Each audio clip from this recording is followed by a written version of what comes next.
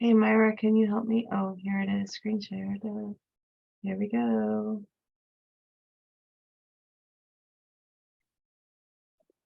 There we go. Can people see this? Maybe let me start from the slideshow now.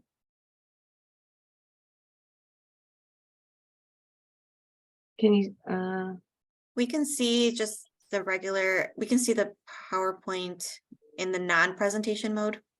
yeah, I'm trying to do it from the beginning. I'm sorry. It's like I'm nervous, so that's why. Now, can you see it regularly or no? We can see your notes. This is what happened last time, and I Think was if able you, to change it. yeah, was it under display settings at the top? Yes, ma'am. Okay, now it should be good. Okay, Yeah, ready? there you go. Thank you. It's harder to do everything when you're nervous. I'm not going on any game shows anytime soon. So I want us to just level set about like what it means to be healing centered. I've spent a lot of time in violence prevention spaces and a lot of time also in trauma, learning about trauma and how to address trauma. And so I just want to level set with a few little facts, right? So the greatest predictor of criminality as an adult is if that adult went to prison as a child.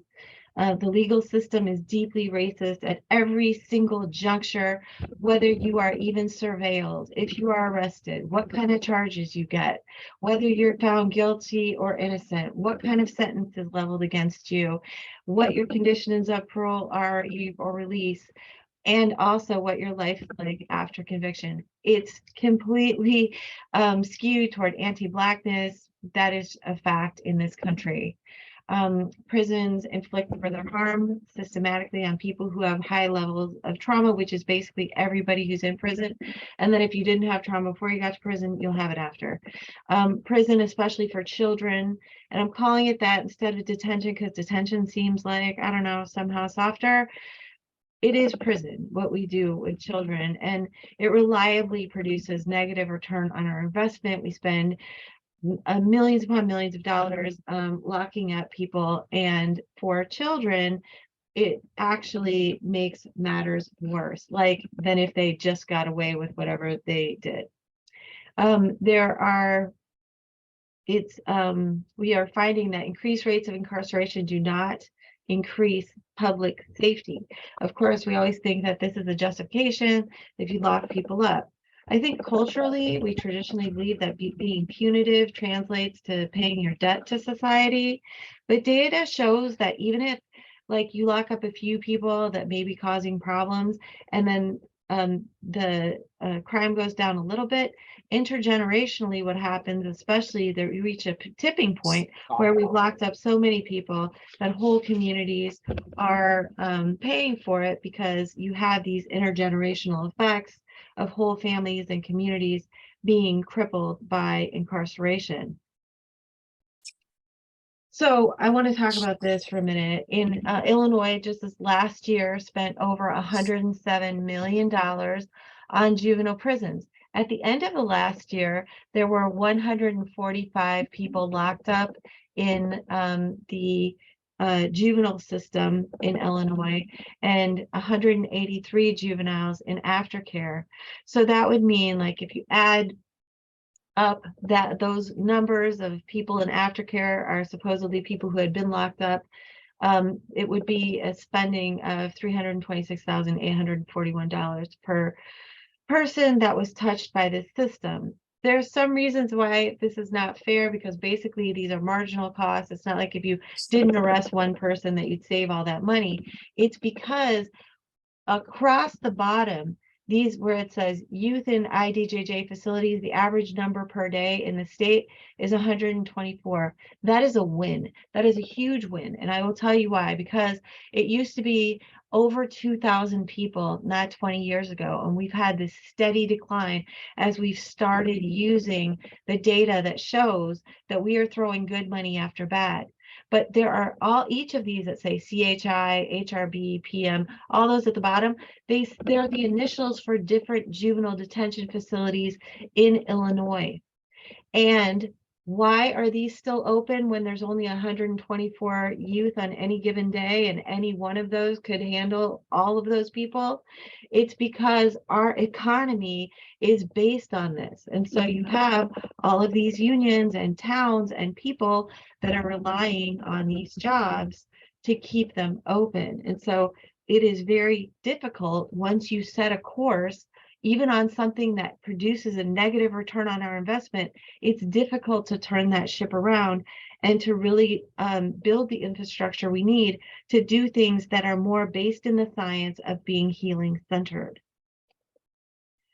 But I want to talk about it's not just the prison system. And I will just say this, look at the left, there's a list of kinds of different kinds of systems like hospitals, healthcare, schools, military, police, the whole criminal legal system, housing, food access. All of these are designed to offer something that we need in terms of like care or nourishment or adding order to our society. But often these systems fail us, and race, poverty, gender, ability, and sexuality are weaponized. We are seeing that a lot in US politics. And so I want to just say that at a lot of what we do, it's all about how you do it, right? It's not just about what is being done, because all these things you can justify their existence because they help us, but they can also traumatize people as well. So one of the things that I find is very trauma informed is restorative justice. I'm a restorative justice practitioner and have been for many, many years. And the whole idea is about being in right relationship. What does that mean? It means through practice and policy, as I said before, that we are working together with each other, with communities, to build respect, responsibility, repair, and reintegration. Now, related to restorative justice is a definition I love from Laura Porter on trauma responsivity. And she calls trauma responsivity being relaxed in your body while in relationship with others.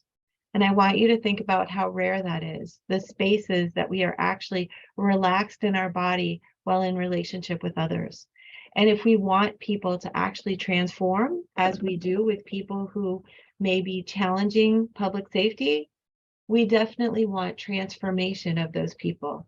So I want you to think about the kinds of conditions that prison provides versus the kinds of spaces it really requires for people to make serious transformation. This is from a study that was done in Washington, and they found help that helps. Like they're looking for data in terms of how you can actually help people, communities to be stronger, and for people to be stronger that have very high adverse childhood experiences. On the left, you see people who have very low support and hope. They don't have a lot of support and hope in their lives. And the little orange bars to the left are ACE scores. So of course, the higher the ACE score, adverse childhood experiences, the more trauma you have in your early life, the more likely you are to have poor health. If you look over to the right, you'll see that people who have high support and hope, this isn't even anything tangible. It's just like people or situations or something that gives you an idea that you are supported in life and that you are hopeful about your life. Guess what? Those people have far better health. Just having hope and support, huge. Another thing that is about being in right relationship and that really works to transform people with high trauma, such as people that are likely to be in the criminal legal system. And this is a mental illness chart. On the left, it's people who have little help in their lives. And so the higher your childhood adversity, the more likely you are to have mental illness symptoms because you have low help. If you look at the table on the right-hand side, you'll see that mental illness rates are like basically turn back the effect of the adverse childhood experiences. If you have help, like at least two people in your life who can give you tangible help when you need it, guess what? It makes people mentally healthier. like a lot, significantly. I want to say that when we think about what we can do with our criminal legal system there and the science of childhood adversity, this is just one example, and I'm being super quick so we can get to our discussion. But this is just one example in the state of Washington. It's called alternative sentencing for custodial parents. It allows custodial parents to stay at home to be with their kids. And so if you qualify, basically they teach or they have like these kind of support groups so that people, instead of going to prison, people stay at home and learn about parenting skills, learn about social connections. They receive concrete support when they need it. They get knowledge of parenting and child development and social emotional competence of children. All of these things are like their curriculum. And I want you to see how it overlaps both with the support, hope, and help that I said really makes a big difference. I love that they are basically, their sentence is to read to their children every day for at least 20 minutes and do their homework and have family dinners without having their phone out. This is a law in Washington. And so you can see that we can choose the way that we create policy to better mirror what actually transforms people. Other things that work: jobs with living wages, healthcare, out of school activities, affordable housing, quality free education. All of those things are public safety, right? And we need to create spaces that heal. And if we want to do it when people are embroiled in the legal system, there are many great examples, some of which I am a part of. I know the Lieutenant Governor talked about our collaboration of Healing Beyond Harm, which is a restorative justice process where people who have been harmed can speak with the person who caused them harm in order to be able to heal together. There's also peace rooms, holistic restorative justice practices in schools or in detention, things like the CAVE program that is in Danville Correctional Center that we're hoping to replicate throughout the state. And so these are just my 4 commercials as we begin our discussion. 1, we have the epigenetic and neurobiological proof that when people are treated well, they heal. That goes against the whole idea of being more punishment is better, because we want people to be functional citizens when they return to society. If we care about public safety, we must invest in the solutions that heal people to live lives that are connected to community and foster accountability, true accountability between people. Number 3, many of our systems are producing a negative return on our investment, robbing people of healing and positive transformation. And 4, we must demand that every dollar of our public safety resources be invested in the help that helps. That's justice that actually restores rather than cripples. So I will stop my share and we can get into it. Yeah, I'll go ahead and share my screen. And then Brigitta, maybe we could paste the link and the code again in the chat. Yes. Oh, give me 1 second. So does anybody have any questions before we go to the AHA? Just so I can address anything that wasn't clear. I kind of flew through, I know.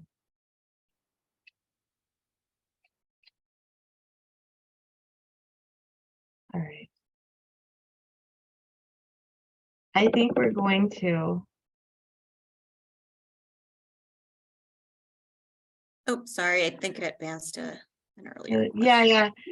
I think we can start with, do you have any examples, real or imagined, within the legal system that you feel are healing centered, that you've heard about, that you've taken part with? Oh, we can go to 3. Oh, do you want to start with this one? Do you have any examples? Yeah, there you go. Is this the one? Okay. Do you have any examples, real or imagined? But this one just says somewhat not at all vary, but I'm wondering if they can, if it's like word cloud. Can we change it to word cloud or no? It should be, oh, a word cloud. Got you. Hey, Myra, it looks like the same issue that we were having in the last session. Got it. Okay, so I guess Whatever you I did can to fix ask, it that time. I can ask a more closed question that you can use with your aha.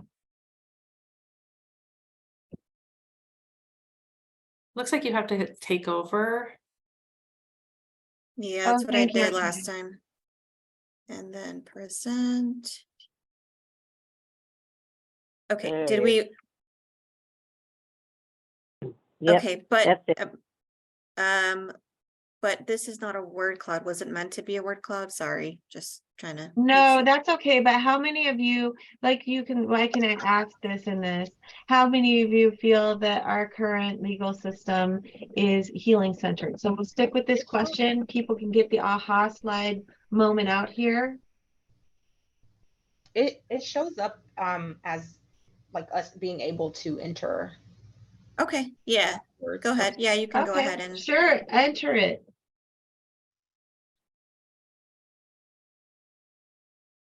Not at all, somewhat very. Oh yeah, record sealing is a good example of something that can happen. Cave, yes, I love Cave.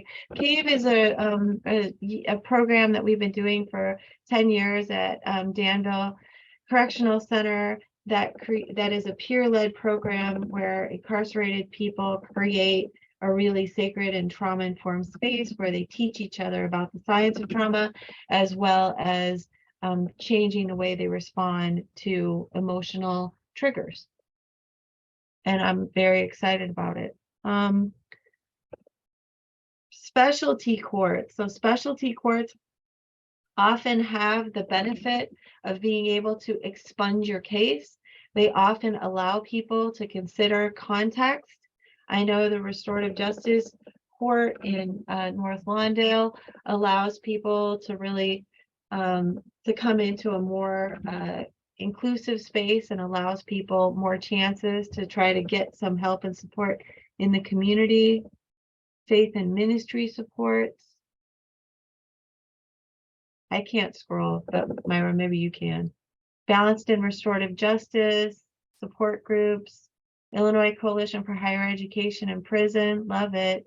Teen Court, hard to say without knowing what programs are available. Yeah, but that's part of it is like, if you don't know of what programs are available, that's part of what we're trying to do here. Restorative Practices and Justice, what's TBRI?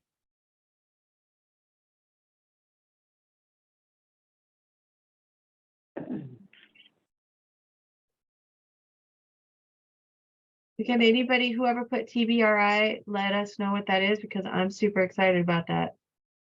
True trust-based relational intervention. Okay, great. So there's different kinds of, there's been like sparks and different things that are different, like cognitive behavioral interventions. This trust-based relational intervention sounds like it's a certain curriculum that maybe people follow. Juvenile Justice Collaborative using care coordination model to deter youth from the justice system. Also implement positive youth development principles.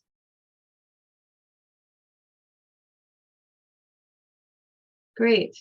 Thank you, Gail, about the children's best interest mitigation. Making nonviolent felonies misdemeanors and offering specialized services. I like that people are bringing this in because I think that there's a lot of expertise in this room, and I'm really excited about that because that's why I wanted to just have this time where people could start writing about this stuff so we could start pushing together for things that really do make a difference and are supported by the science of what we know transforms people.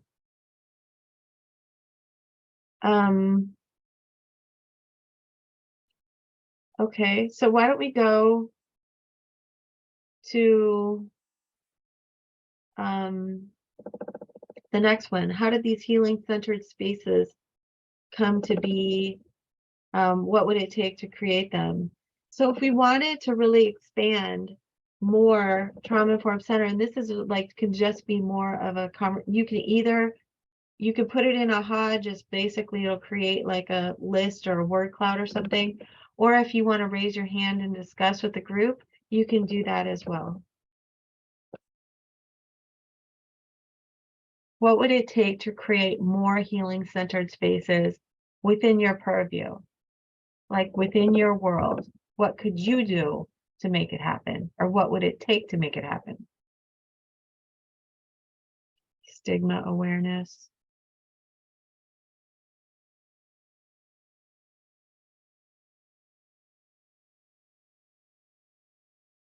It says participants are typing. I don't know how many.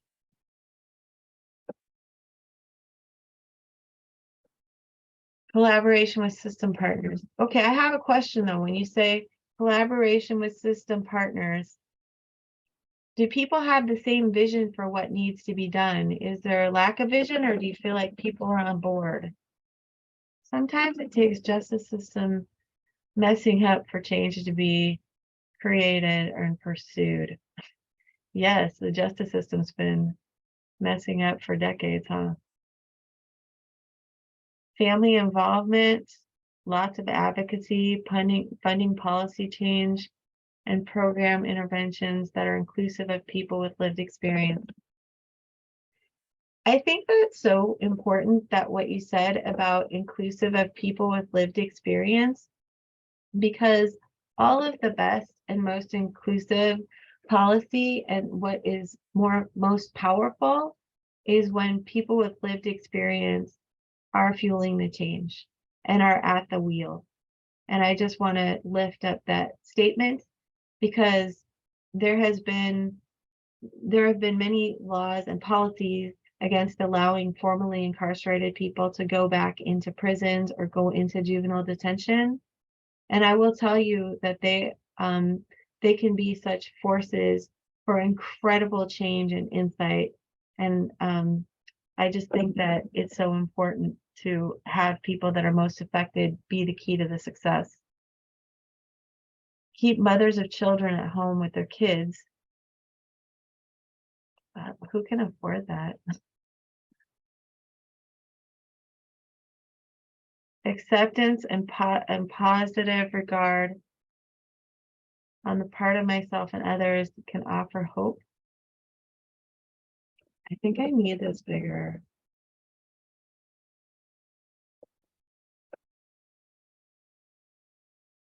Thinking about what we want for our future neighbors.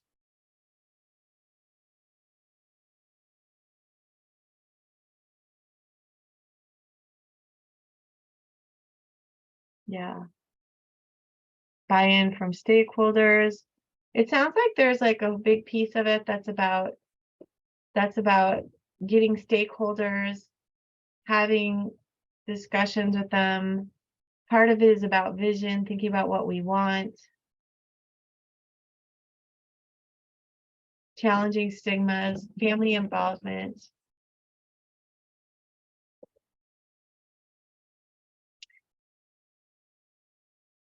You know, there's also an idea that, you know, part of it, I know that there's a frustration that many people have because dealing with intergenerational or the consequences of intergenerational trauma and institutionalized violence is very difficult. And often our society tends to further punish people who are, you know, who have been experiencing intergenerational historical trauma and violence. And I don't think it's easy to help people get their lives together, but I also think it's worth it. And I'm just wondering how, like, for example, it says keep mothers of children at home with their kids. When I had a little kid, I couldn't afford to do that. I went back to work before my son was like 6 weeks old. And so what are the kinds of policy things that we would have to do in order to allow that to happen?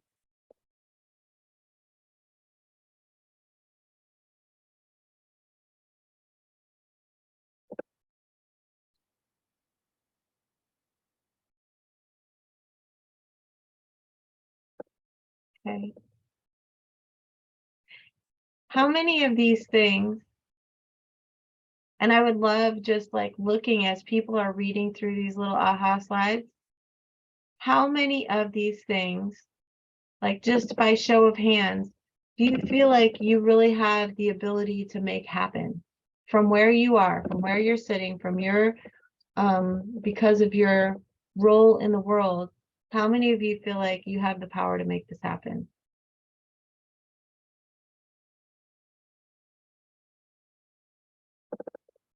You can use the chat, you can use whatever. Oh yeah, or okay. Little thumbs up, halfway, not at all. Anybody else? Not yet.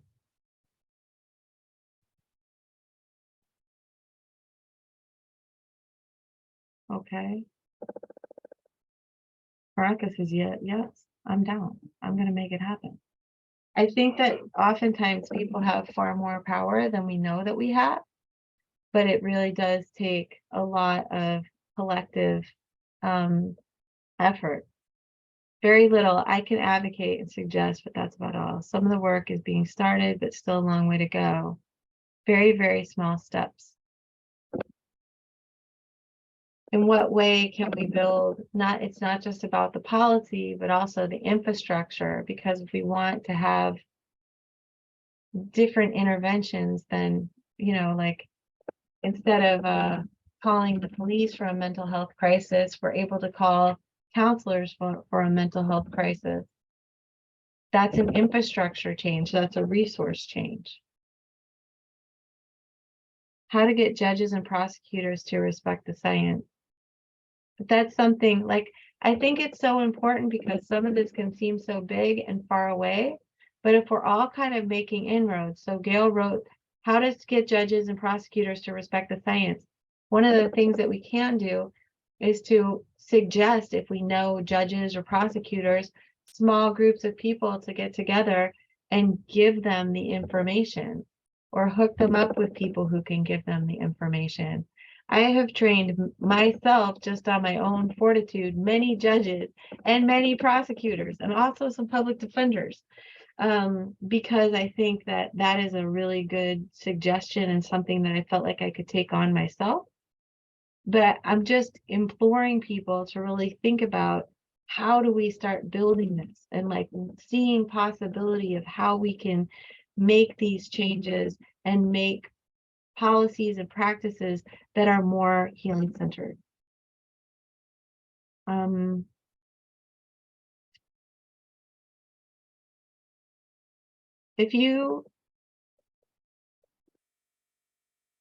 What about community meetings, a block at a time needed? Yeah, I mean, people have done that. There are people that are very into organizing their block to support families in need on the block and try to do some wraparound support as opposed to just calling the police. That's definitely happened.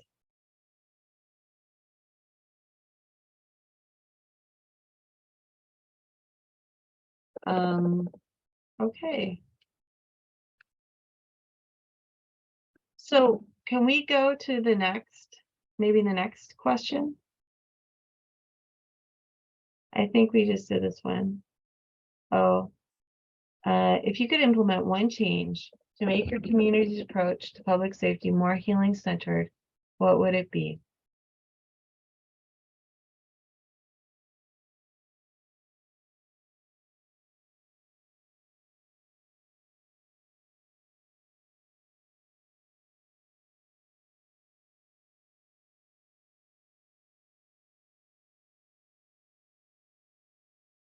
Participants are typing. It's weird because I can't see anybody's faces. Provide a safe space with supportive assistance.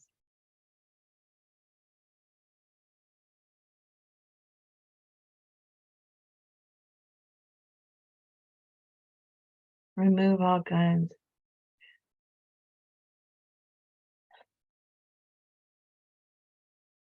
Perform evaluations prior to booking after an arrest to determine the needs of the person being arrested. Mental health focused without judgment. Prioritize children and family needs over property and money. Patience while interfacing with people experiencing mental health crises. I don't know if anybody here has heard of the Community Restorative Justice Hubs, rjhubs.org, but that is a good example of providing a safe space with supportive assistance. Stop creating and investing in random programs that have been proven to be effective and not inclusive of the people and communities that are most affected.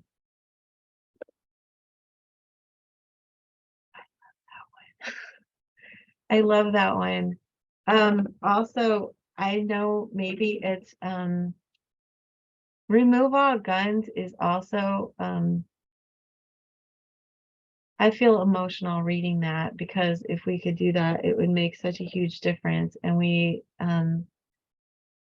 they do so much damage. And just as somebody who would respond to lots of gunshot wounds at hospitals, it really does transform. It did transform me to see so many dead children in hospitals.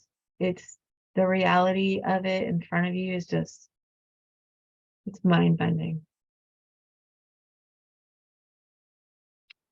I love these.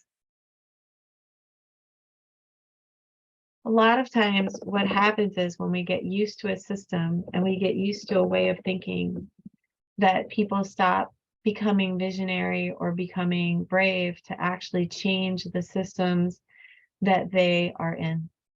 And I think that it's so important for us to be constantly generating and challenging ourselves to generate what is the kindest thing we can do in this moment? What is the kindest thing we can do for ourselves and for the people around us? How can we be healing centered? And when you put like whole systems and policies and practices through that lens, it really, you can start to create like a different vision for how things can be done. And I even just talked about that one law in Washington that is that has produced such great effects and has produced really great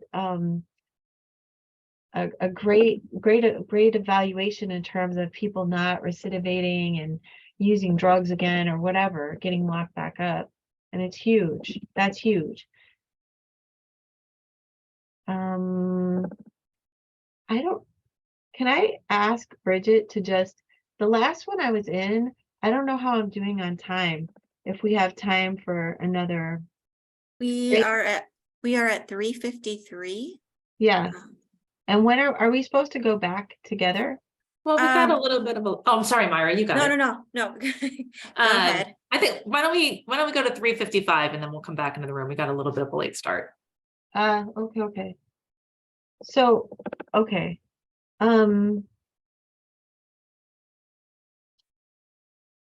All right, so we have like all of these different things here.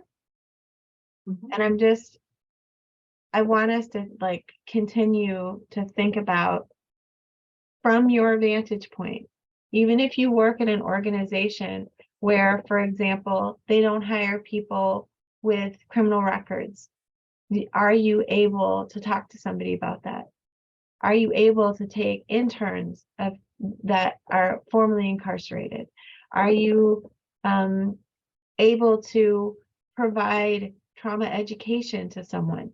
Like all of these things are steps that when we are planting these seeds and we just keep planting them, a forest grows that can really change the way that we function and make people understand that it's not acceptable and it's not effective to throw good money after bad. We need to invest it deeply. We have so much money in this country. We have so many resources in this country. there shouldn't be the kind of want and need that we have that creates so much crime or difficulty within community or difficulty even in reentry after being locked up.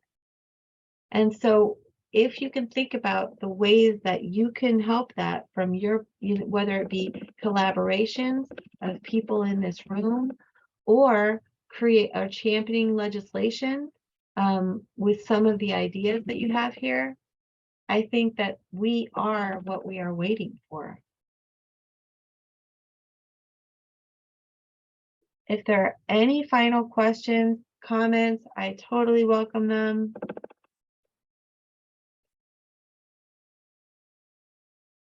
I also think it's like making sure that people are informed about all the policies and legislations. Like you shouldn't have to be arrested before you hear about, the Chicago bill reform. But a lot of communities and persons don't know about that unless they're in the industry or that sector, if you will, and it never really reaches the community and other people to really understand like how what's out there for them that can help advocate on their behalf. Yes, I think it's kind of scattered, right? Yeah, very much so.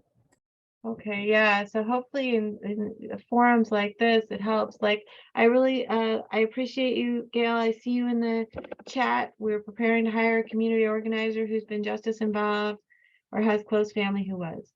So if you know somebody who fits the bill, take down that information. Thank you for doing that. It's awesome. I think that we are at time.